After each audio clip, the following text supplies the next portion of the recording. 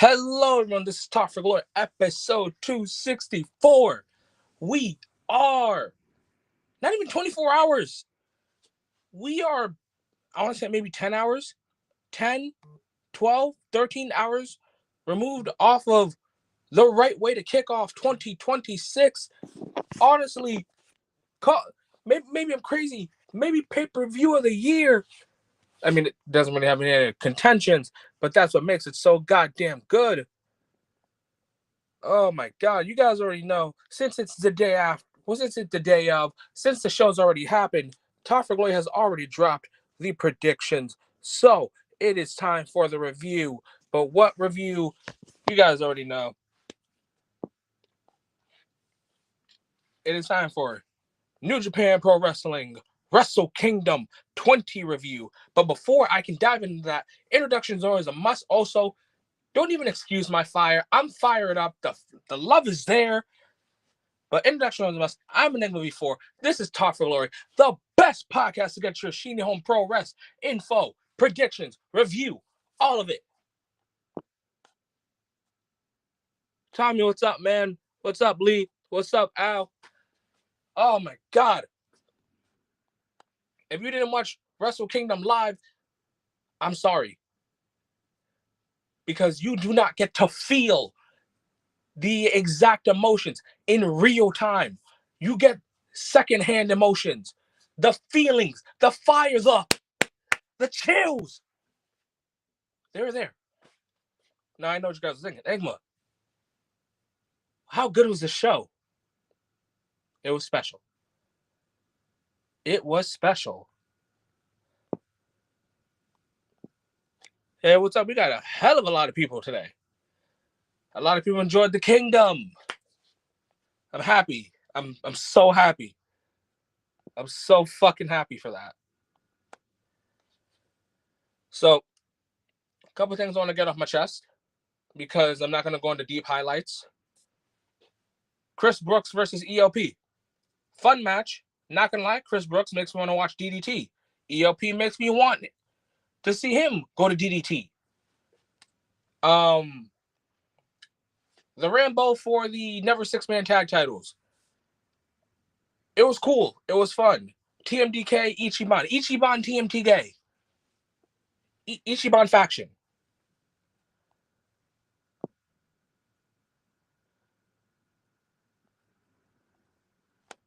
But now that I, ripped the Band-Aid off of those two title matches, let's talk about, actually, let's add some color to this too.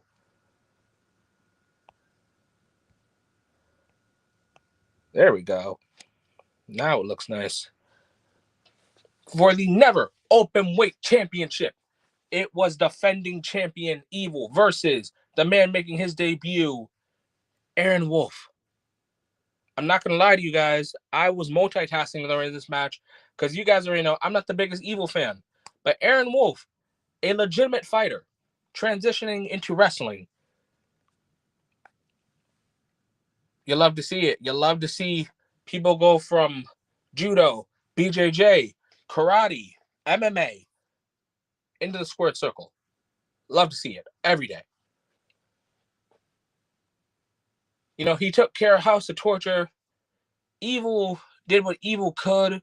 He tried to ruin my Wrestle Kingdom, but Aaron Wolf said, no. Enigma V4, this is his show.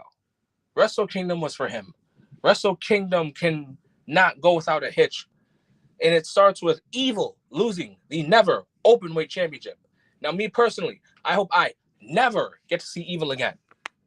Congratulations to our new champion, Aaron Wolf. Now, what I hope for is some real strong style. I hope that Aaron Wolf gets to bring the fire, the passion, such as the greats, such as Goto, such as Ishii, such as Takeshita, such as Hinare, such as Tamatonga, such as Kenta, such as Hiroshi Tanahashi. Also, I just realized that I see all these comments going off, so I may as well read some of these. Tell these casuals that Wrestle Kingdom was a show for the history books. I'm going to put these all on the screen because, god damn, I love that show. Also, I see we have 9 viewers. Welcome to Talk for Glory, guys.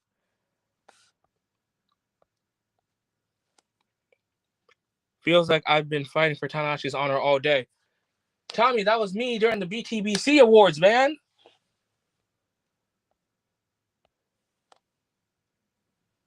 Wrestle Kingdom was cinema. It was fucking chills. Where's Dwayne?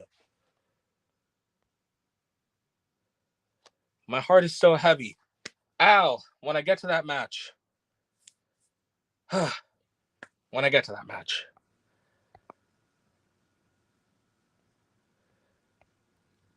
What's up, Weeb? What's up, Lee? What's up, Blitz? I love this comment. I love this comment, Lee, because Top Glory has viewers, watchers, listeners, fans, whatever the hell we call them, from just around the world. And, you know, didn't know, maybe we have some in London, Paris, Tokyo, Mexico. I don't know. How many people believe in us? I love this comment, too. I am proud I got to watch this live on New Japan World.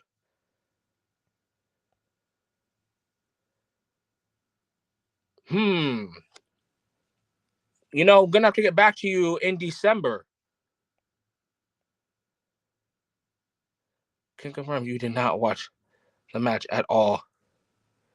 Yeah, I literally skipped Aaron Wolf versus Evil, except like the final 3 minutes. Good submission by Aaron Wolf. Evil was a pansy. Evil is a pansy yesterday, today, tomorrow, forever. All right, now that I've read all the comments and I've ran through the Never title match, next it is our 5v5 Bullet Club War Dogs versus United Empire. So, representing Bullet Club War Dogs or unaffiliated, Hiromu Takahashi, Shingo Takagi, Drilla Maloney, the guy that swears up and down that he eats, sleeps, and breathes Shinny Home Pro Wrestling, saying fuck WWE, fuck AEW, but he shows up on Wednesdays. He's a madman, 2 years in the dojo, all that stuff, Gabe Kidd. And the Savage King, he's Fit Finley's son. He's got a brother. It's David Finley. Who are they facing? First, they were facing the hero, the protector, the only Khan that matters, the Go-O-Khan. The returning Ray. Also returning to New Japan Pro Wrestling, La Sombra, El Ídolo, Andrade, Cien Almas, El Ídolo, however you guys want to see him. And returning to New Japan Pro Wrestling, former War Dog, I don't know what faction he was in Pro Wrestling Noah, but what matters now, what matters today, is he is a part of United Empire. Crowd's fucking up for Jake Lee.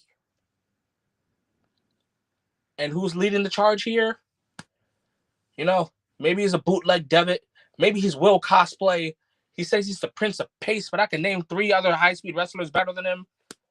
Actually, they're in a faction. They might have won Faction of the Year somewhere. Callum Newman. I love this match. I love faction warfare. Literally, anytime you give it to me. United Empire versus Bullet Club War Dogs is a faction warfare story that can literally run through companies. You can literally run this through New Japan into AEW. Hell, maybe you run it in WWE or TNA or CMLL or Rev Pro, because this can go literally everywhere and anywhere.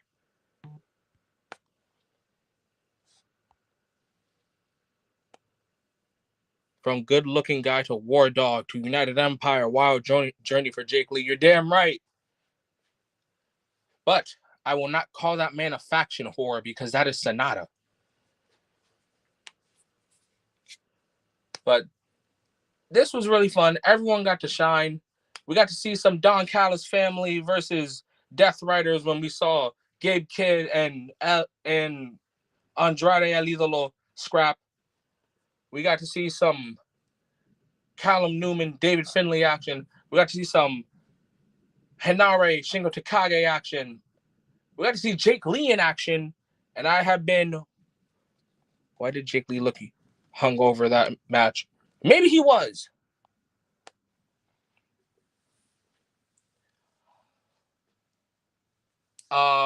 Honestly, I will always get a laugh out of David and Hiromu just throwing each other into everyone. It's a strategy that I'm going to assume works, just not all the time. Favorite spots of the match? That's easy. Every time Jake Lee got in the ring, Jake Lee winning. I'll give him his credit. Callum Newman just scrapping with David Finlay. I think going into 2026, United Empire might be heels. And I'm okay with that. But after David launching Hiromu into everyone, and Hiromu suplexing David into everyone, and Hiromu just running around doing a victory lap, pulling a Miyu Watanabe, grabbing the camera, it was only right that Jake Lee puts him down. And I love this after the match. I love that Walker Stewart asked, what does Will Ospreay think, especially because he's in the building? Why do I like that? Because it explains one of the things I've talked to many friends about. As long as you do not sign to WWE or you are released from WWE, in New Japan Pro Wrestling, 9 out of 10 chance, you're still a part of the faction you left. So, I'm not hoping for it, but if Bronson Reed were to get released today and tomorrow we see the Juggernaut Jonah, guess what? Welcome back to TMDK. So, guys, just because Will is in AEW, that doesn't mean he doesn't represent the United Empire.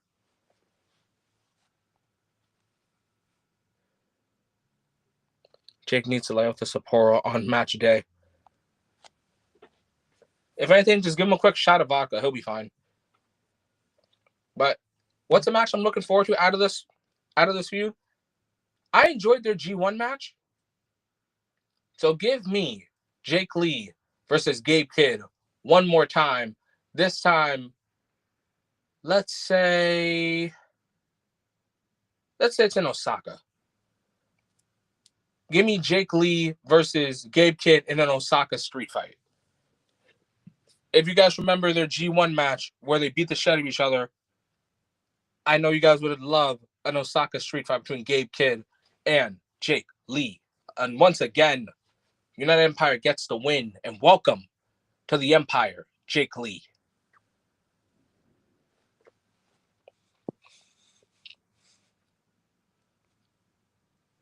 Now we're going to talk about some junior heavyweight action. Love the junior heavyweights. Where we have handsome devil behind the mask, El Desperado. Where we have the Bone Soldier, Taiji Shimori. Where we have House of Torture Show. And most importantly, we have Japanese Young Punk. Hell, Ichiban Young Punk. Ichiban Sweet Boy. Kosei Fujita.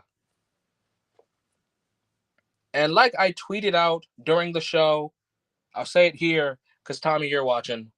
Junior heavyweights don't miss, man. Al, you and me, we were turning up watching this live on Discord. So I see we have 7 viewers.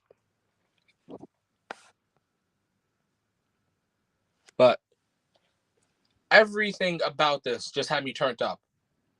And honestly, I'm still a little mad. Still a little mad that Doki was there ringside, not defending his title. Like, you guys could have done a 5-way. I wouldn't have been mad at that. But the match itself, it delivered. But commentary did say something. Something that rubbed me the wrong way. Commentary pointed out when Ishimori came out that he is the only man in this four-way to not win a New Japan tournament. So, I'll say this now.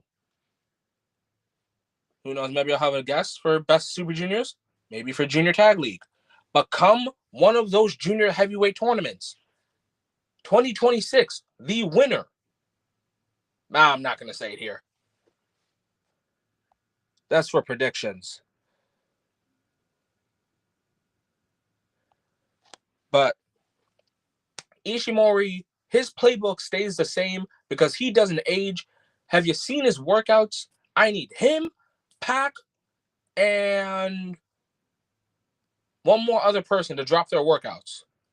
Despy is a man that says, look, I know we all asked Hiromu to go heavyweight, but the reason I don't go heavyweight is because you guys are going to find entertainment in everything I do, and I will still fight heavyweights without having to go heavyweight. I don't need Despy to be in the G1 as a heavyweight. I need Despy to be in the G1 for the hell of it. I don't need Despy to face the Gotos, the Ishis, the Takagis, the Hinares for sport. I need to see El Desperado with the Never Openweight Championship. Or he needs to do more death matches. Either or, I'm not complaining.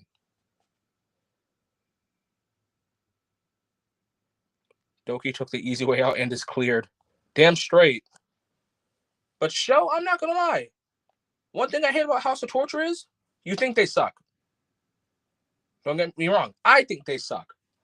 Until they're in one-on-one matches. And then I remember Show can ball. Show has a moveset. Show can really show you what kind of wrestler he is. Personally, when Roppongi 3K broke up, I wanted Show to join United Empire. No shame in admitting that. So to see him join House of Torture and for him to be a male version of 2022 Momo Watanabe. If you guys remember Momo with the wrench, you know what I'm talking about.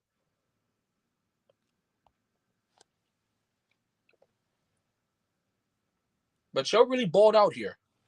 But Kosei Fujita, the Japanese young punk. I said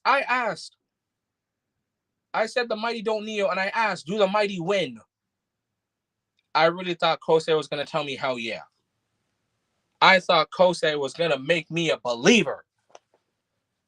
But House of Torture is going to be House of Torture. They're going to ruin the fun. But then Robbie Eagles came out of nowhere. Then Robbie X came out of nowhere. And then Despy's partner came out of nowhere that I can't remember his name. I'm sorry. And then everyone just starts brawling.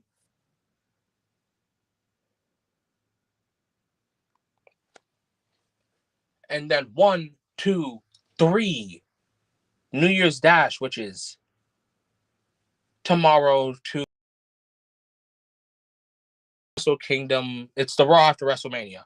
That is the best way I can put it. So yes, we are getting Doki versus El Desperado at New Year's Dash. Who's walking away with the gold? Who's starting the year with the belt? That's for us to find out. Congratulations, Doki, on this fatal four-way win.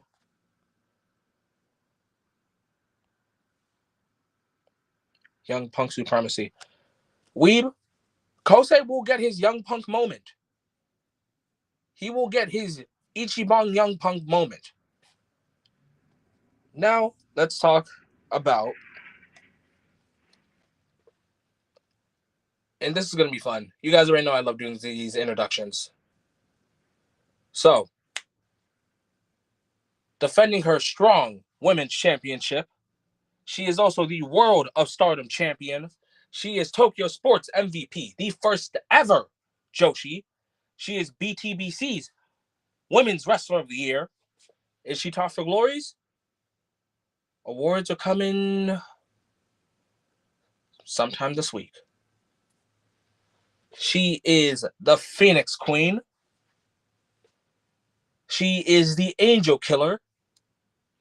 Saya Kamitani versus the IWGP Women's World Champion, God's strongest soldier, the ultimate weapon, actually. When you hear her theme song, Run, she slayed a god to get that belt. It is the Stardom Terminator, Shuri.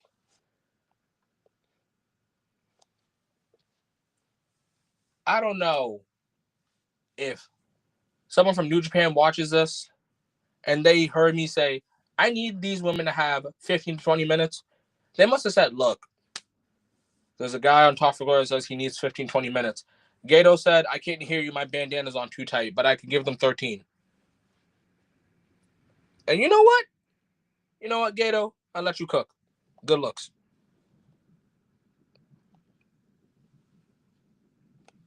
This match was awesome. I think we need to chill on 30-minute matches. So the fact that this was 13 minutes, loved it. I loved it. Shuri and Kamitani felt as though both of them were on unstoppable paths. And in case you guys have been watching Stardom, God's Eye and Hate have little to no interaction outside of, say, Konami and Shuri. Shuri and Kamitani had no interactions prior to this. Because in case you guys haven't noticed, Shuri has not challenged for the World of Stardom Championship since 2022, or I guess defended it. And then I believe commentary said that these two haven't fought since the 5-star GP of 2022, 2021. So Shuri, Kamitani, Phoenix, God's Strongest, 2 belts, the grandest stage of them all. One winner. And that winner was Shuri. So congratulations, Shuri, on being... Actually, I got to talk about 2 of my favorite things here. 3 of my favorite things, actually. First off, I love the fact that going into this, Shuri is maybe the only other person aside from Micah to not have had a serious interaction with Kamitani at all last year. Because if you really go through Kamitani's match catalogs or just her path of destruction, you look at names such as Tam Nakano, Suzu Suzuki, Kurara Sayaka, Natsupoi, Momo Watanabe, Azumi, Sayori Ano. But you then notice no God's Eye.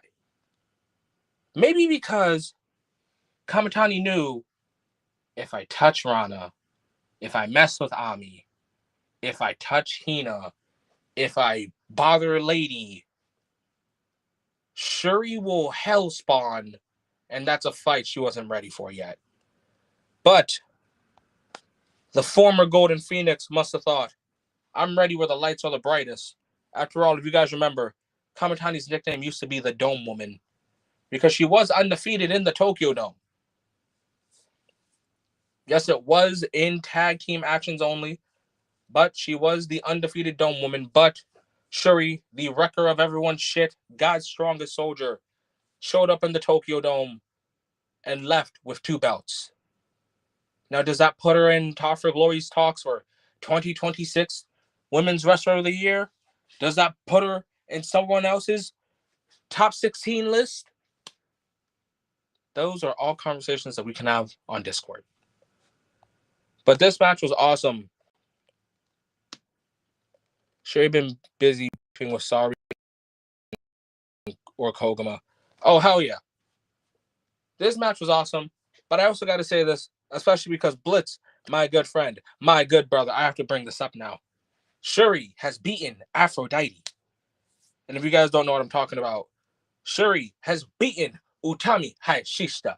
She has beaten Saya Kamitani. Those are pretty impressive names, don't you think? She's beaten Utami for the red belt. She's beaten Kamitani for the strong belt.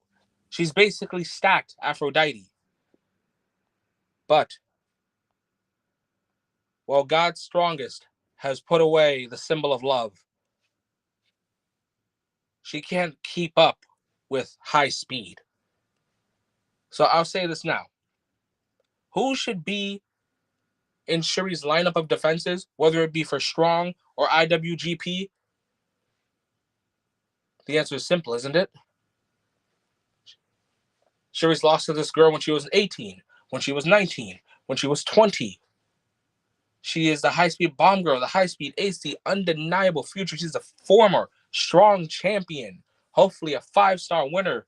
No, I'm not going to stop pushing the agenda. It is not AZM, you fucks. It is.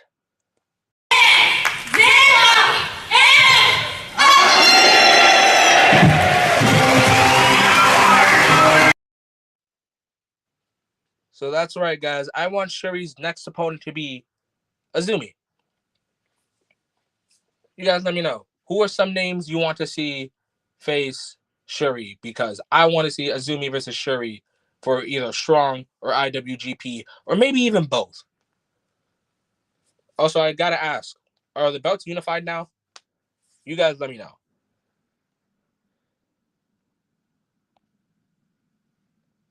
But congratulations to God's strongest soldier. Now, let's talk about more double title matches. Because this one is for the IWGP World Heavyweight Championship and the IWGP Global Heavyweight Championship. It is representing New Japan and only New Japan, the global champion. He is Shinsuke Nakamura's charisma in one body. Yota Tsuji versus representing New Japan, representing DDT, representing AEW. He's triple contracted, so he gets direct deposit like 3 times a week. He is the alpha. He is Don Callis' favorite son. He is Konosuke Takeshita.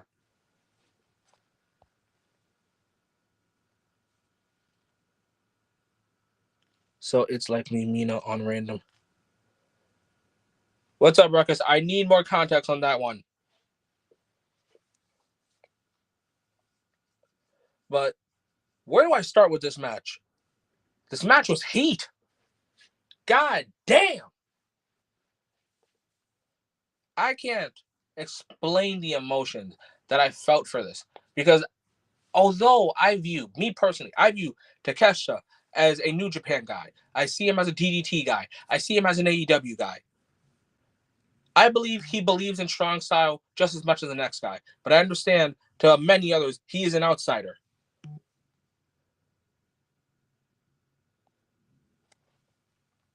And to Tsuji, he is the hero.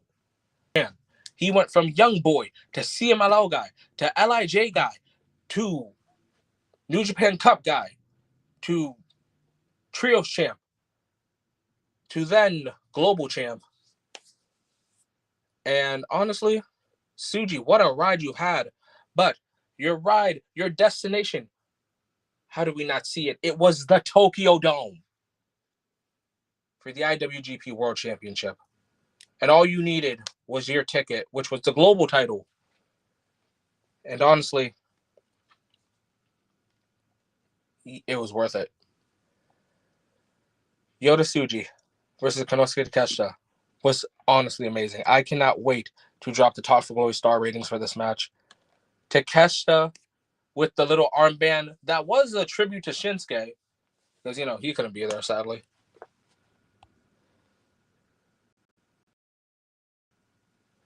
Yes, I was. I was going crazy. Yota Tsuji's Konosuke Takeshita might be like the forever match. I think we just found our next Tanahashi versus Shinsuke feud. So the next time you need a big match, you call Takeshita and Tsuji. From Gene Blasters to knees to raging fires to curb stomps. These guys laid it all out. And what seals the deal? It is Yota Tsuji going back to the books, going back to the Young Lions, going back to the dojo with a simple Boston Crab. Or as I like to say, the walls of Tsuji.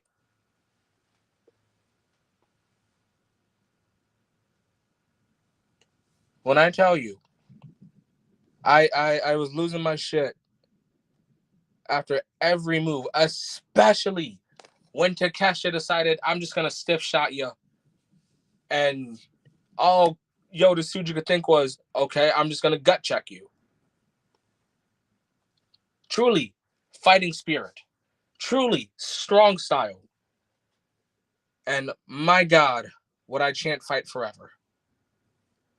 They might just be forever foes.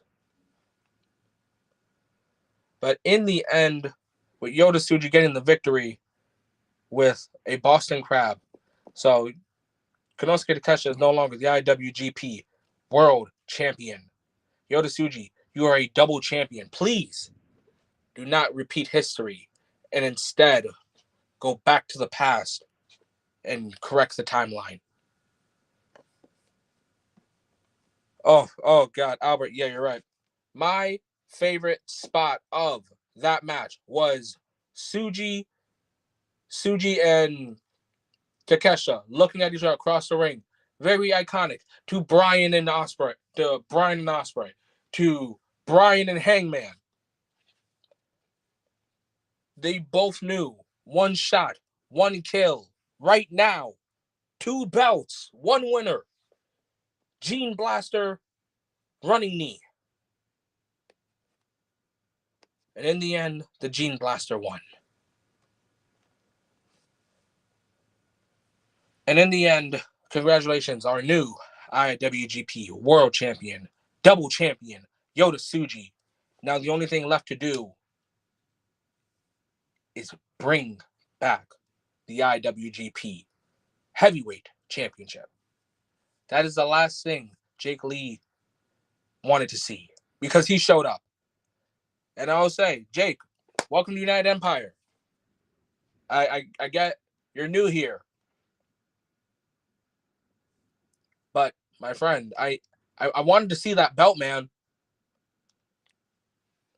But it's okay. It's okay. Kenta ruined Naito's moment. Jake ruined Tsuji's moment. It's okay. We'll probably see the belt in New Beginning. Tsuji joining House of Torture. Hell nah. But it's okay. Because when Jake Lee versus Tsuji becomes the match for, I want to say, probably New Beginning. And then after Yoda finally, and I do mean finally gets his moment. And he says, give me the belt to clean New Japan. Give me the belt to cleanse the timeline. The 4th generation, the IWGP World Heavyweight Championship. But for now, we live in a world where Yota Tsuji is not only a global champion, but the IWGP World Heavyweight Champion. I'm sorry your moment got ruined, but better luck next time. And it's time for the main event. So before I even talk about the main event, I want to thank everyone that's been listening, that's been commenting. I hope you guys enjoyed Wrestle Kingdom a lot. I fucking did.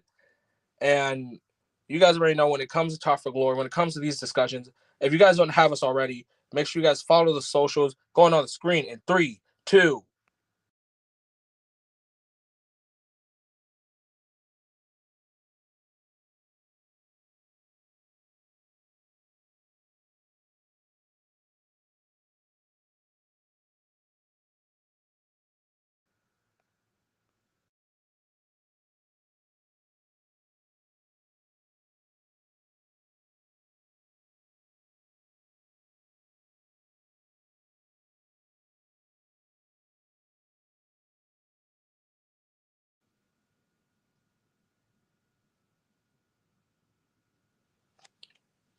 Ruckus, please don't pitch that out there, man. I don't want to see that. But hey. Because I call the actually let me focus on this real quick. Because I call the IWGP Women's World Championship and the New Japan Strong Women's Championship the Passport Championship, I guess this means now Shuri can go back to America. And if she's going to go to America, there's a list of people that she can face. I mean, can you imagine? Shuri versus Hikaru Shida. Shuri versus Toni Storm. Shuri versus Jamie Hayter.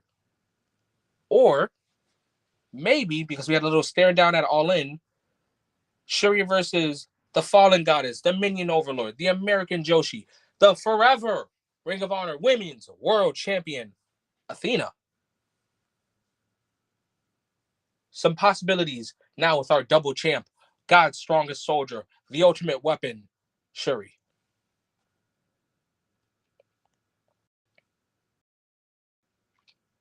But, all right, guys. So now we're about to hit the. You know, I wasn't ready. I wasn't ready before the show started. I wasn't ready before the bell rung. I wasn't ready during the show. I wasn't ready at the closing act. And it's funny, even on Talk for Glory right now, I'm not ready because I know this is technically the last time I get to cover a match of his. So let's do it with a bang. The main event in his final match, I'm going to start off with his opponent. It is the Rainmaker. Sometimes he calls you a bitch. Sometimes he flips you off. Maybe he's Don Callis' first, second, third favorite son. The Rainmaker, Kazuchika Okada. And who did Okada face? He faced the once-in-a-century talent, President Ace, the Ace. He is a former, never openweight champion, never six-man champion, IWGP United States champion, IWGP Intercontinental champion, NJPW TV champion, IWGP heavyweight champion. He is a New Japan Cup winner. He is a G1 winner. He is honestly in my wrestling Hall of Fame, my wrestling Mount Rushmore. There will never be another man like him. The once-in-a-century talent, Hiroshi Tanahashi. This match, actually, the best way I can describe this, before, during, and after, the only words I can describe this match is beautiful. Professional wrestling is beautiful. And this match is the definition. Tanahashi's never give up, never tired, never gets down, versus the Rainmaker of old. I don't know where to start in this. From Tanahashi hitting the classics when he did dragon screws and twist and shouts, to Okada hitting tombstone after tombstone after tombstone.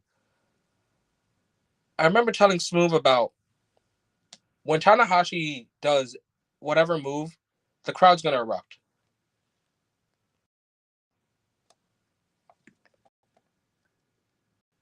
When Okada did a tombstone outside the ring, did I think they would end Tanahashi's last match on a countout? No. But my God, did I believe it was possible in that moment. Hearing the referee go, 17, 18, and you can hear the the announcer even, you can hear the announcer even contemplate, 19, is he going to get in? Is he going to get in?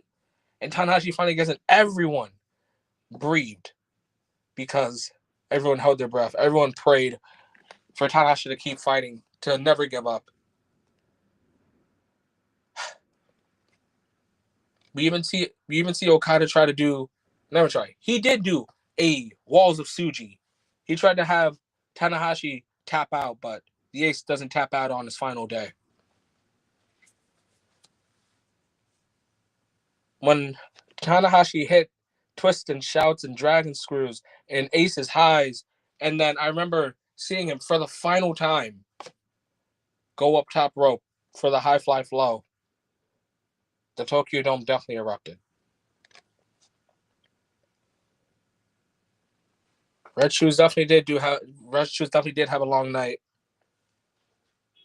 This match tugged at my heartstrings like no other match before. The amount of times I got teary-eyed, the amount of times I felt a teardrop. This match was beautiful. To see at the very end, Okada had to scrap the AEW shtick. He couldn't call Tana a bitch. He couldn't flip him off. He had to hit the exact Rainmaker pose because that is what Tanahashi deserved. He deserved the Rainmaker, not whatever AEW has produced. Tanahashi never gave up. He gave it all to the very end. And I wish that was it. I think if Tanahashi just lost and then hit his catchphrase at the end, I would have been fine. But no, because that send-off was fucking beautiful. We had so many returns. We had so many people come out. We had Switchblade Jay White come out. We had the Golden Lovers come out. I said this. Oh, you can vouch for me on this. It was not God that gave that. Whoops. Let me try that again. It was not God that gave Ibushi the strength to walk down the Tokyo Dome into the ring to take that photo. It was Tanahashi. It was the strength of Tanahashi that gave Ibushi the strength with a fucked up femur to walk down that ramp. We even see Billy Goat Ospreay give his respects. Jay White give his respects. The Golden Lovers give their respects. Shibata gave his respects.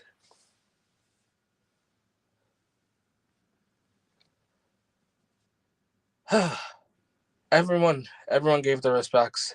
Tanahashi told as many people as he could goodbye. Shit.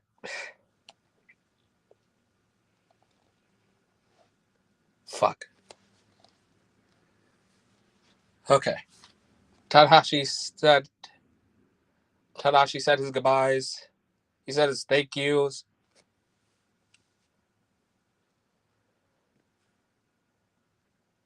And then he gave the Tokyo Dome one last air guitar concert. It was beautiful.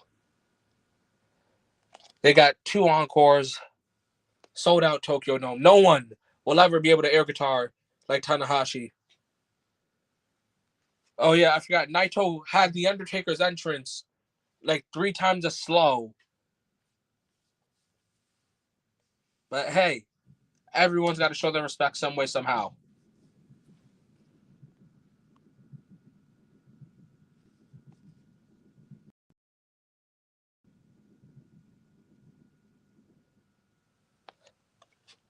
Yeah, I'm telling you, man. It wasn't the Golden Lovers that gave Ibushi the strength. It wasn't God himself. It was Tanahashi. But back to what I was saying. Tanahashi did all that. The air guitars, the thank yous, the goodbyes, the little ramp thing where he's just like saying goodbye and thank you to everyone. And then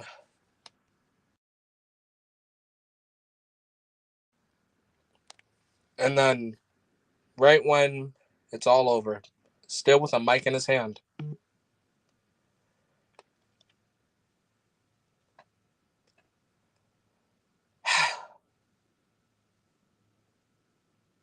Shit.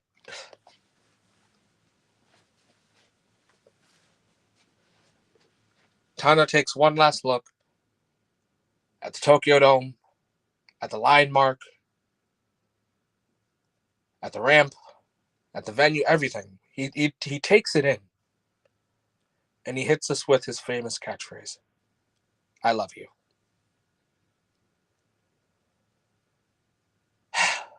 And there it is. The end of the ace.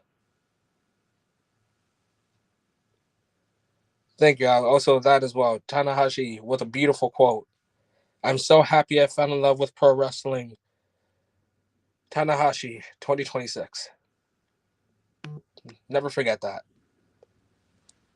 I'm so happy that Tanahashi fell in love as well. I wasn't there for when New Japan almost died. But I got to see Tanahashi 3 times in my life. Supercard of Honor, House of Glory, and Forbidden Door. And every time I saw him, it felt like it was the first time. If you don't get Tanahashi, that's fine. Just know that you're really missing out. Little funny story between me and Smoove we always had. Smoove always thought like, oh, New Japan's gonna die because like all the Gaijins were leaving and Okada left. And I remember telling him every time, I was like, oh no, we're fine. We're good. And he's like, you don't think it's gonna die? I was like, no, man, we have like Tanahashi literally saved the company. We're fine.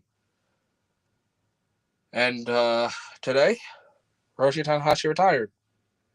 Now I'm not gonna say New Japan's gonna die. New Japan's gonna be just fine. But similar to Mayu Iwatani, when she left Stardom, I don't know what New Japan tomorrow is going to look like without Hiroshi Tanahashi. I don't know. I'm curious. I'm scared. I'm excited.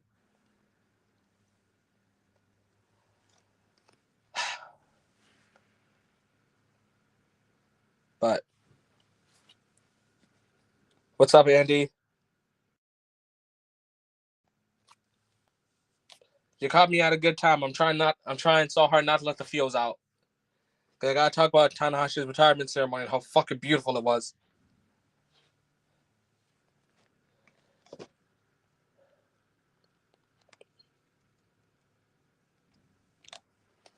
And if you've gotten to meet Tanahashi like Blitz has and like I have, you'll just know that he was special. So again, when he hits that I love you and he finally breaks down in tears, I know a lot of tears fell that day, this morning. This morning, a lot of tears fell. Even the people that thought they were ready, they weren't ready. So, New Japan Pro Wrestling. Let's make one hell of a future. Thank you, Tanahashi. Thank you, Tanahashi. Enjoy life for what it is, whether it's behind the desk or a stay-at-home job. You did your job in that ring as the ace, and you are truly once-in-a-century talent. Guys, that was Top for Glory's New Japan Pro Wrestling Wrestle Kingdom 20 review. And guys, let me know what was your favorite match. Top for Glory.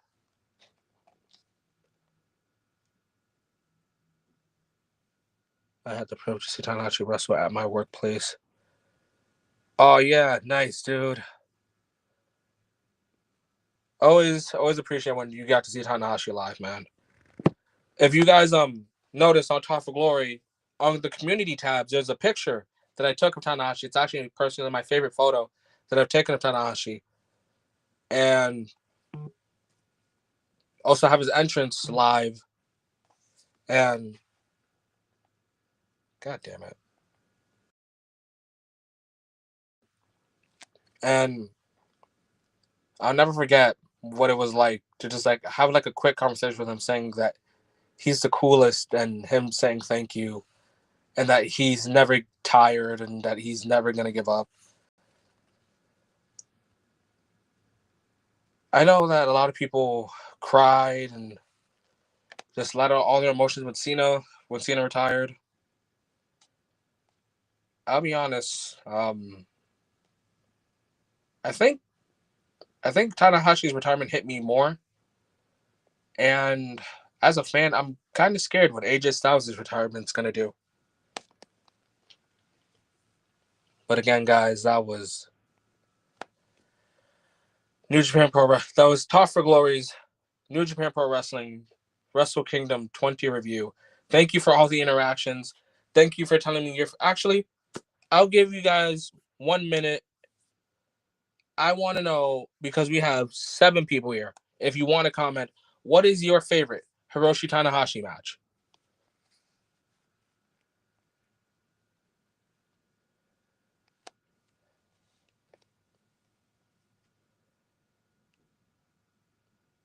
I really want to know what's everyone's favorite Tanahashi match, and I'll say mine. My favorite Hiroshi Tanahashi match is Tanahashi versus Kota Ibushi in the G1 finals. To me, that might be the greatest G1 finals I've ever seen.